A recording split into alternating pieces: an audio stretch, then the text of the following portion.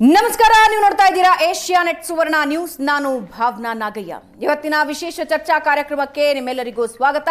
ಕಾಂಗ್ರೆಸ್ನಲ್ಲಿ ಈಗಾಗಲೇ ರಾಜ್ಯದಲ್ಲಿ ಒಬ್ಬೊಬ್ಬರು ಒಂದೊಂದು ದಿನ ಒಂದೊಂದು ಹೇಳಿಕೆಯನ್ನ ನೀಡುತ್ತಾ ಇದ್ದಾರೆ. ಉಸ್ತುವಾರಿಗಳು ರಾಜ್ಯದಲ್ಲಿ ಇರೋವಾಗ ಶಾಸಕರನ್ನ ಕರೆದು ಅವರ ಅಭಿಪ್ರಾಯ ಕೇಳೋ ಸಂದರ್ಭದಲ್ಲೂ ಕೂಡ ಬಣ ಬಡಿದಾಟ ಮುಂದುವರೆದಿದೆ.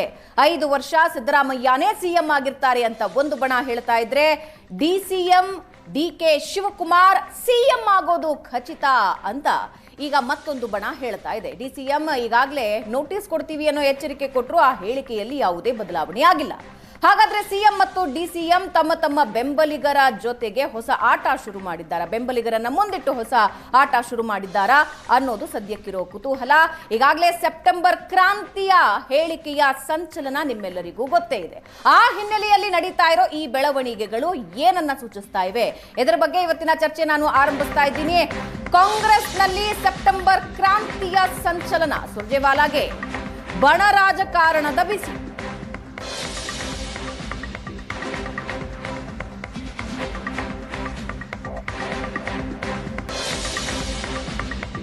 ಪಾಟೀಲರ ಹೇಳಿಕೆಯ ನಂತರ ಹೈಕಮಾಂಡ್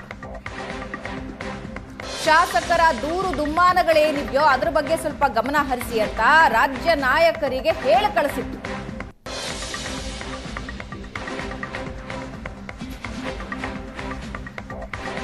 ಜೊತೆಗೆ ಉಸ್ತುವಾರಿಗಳು ಬಂದು ಶಾಸಕರನ್ನ ಕೂರಿಸಿ ನಿಮ್ಮ ಸಮಸ್ಯೆ ಏನು ಅಂತ ಆಲಿಸೋ ಪ್ರಯತ್ನ ಪಡ್ತಾ ಇದ್ದಾರೆ.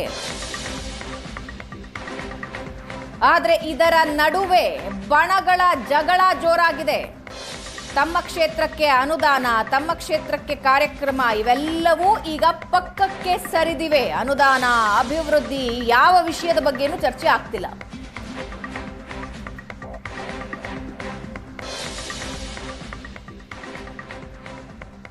ಸಚಿವರ ವಿರುದ್ಧ ದೂರು ಕೊಡ್ತಾ ಇದ್ದಾರೆ, ನಾಯಕತ್ವ ಬದಲಾವಣೆಯ ಮಾತಾಡ್ತಾ ಇದ್ದಾರೆ.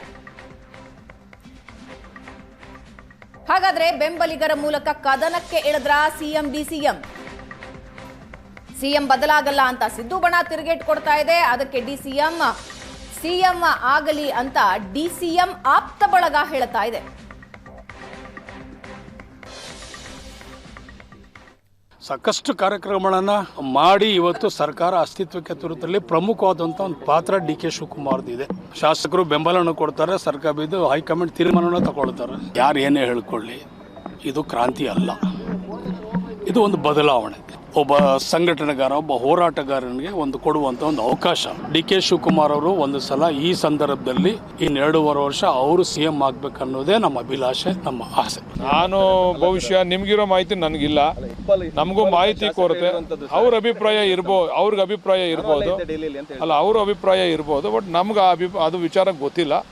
ಆದರೆ ಒಂದ್ಸರಿ ಡಿ ಕೆ ಶಿವಕುಮಾರ್ ಅವ್ರಿಗೂ ಕೂಡ ಅಧಿಕಾರ ಕೊಡ್ತಕ್ಕಂಥ ಕೆಲಸ ಆಗಬೇಕು ಅಂತಕ್ಕಂಥದ್ದು ನಮ್ಮೆಲ್ಲರ ಅಭಿಪ್ರಾಯ. ಯಾಕಂದರೆ ಅವರು ಕೂಡ ಪಕ್ಷವನ್ನು ಅಧಿಕಾರಕ್ಕೆ ತರಲಿಕ್ಕೆ ಅವರು ಕೂಡ ಸಾಕಷ್ಟು ಶ್ರಮಿಸಿದ್ದಾರೆ. ಅದರಿಂದ ಅವ್ರಿಗೂ ಕೂಡ ಒಂದು ಅವಕಾಶ ಮಾಡಿಕೊಡ್ಲಿ ಅಂತ ಹೈಕಮಾಂಡ್.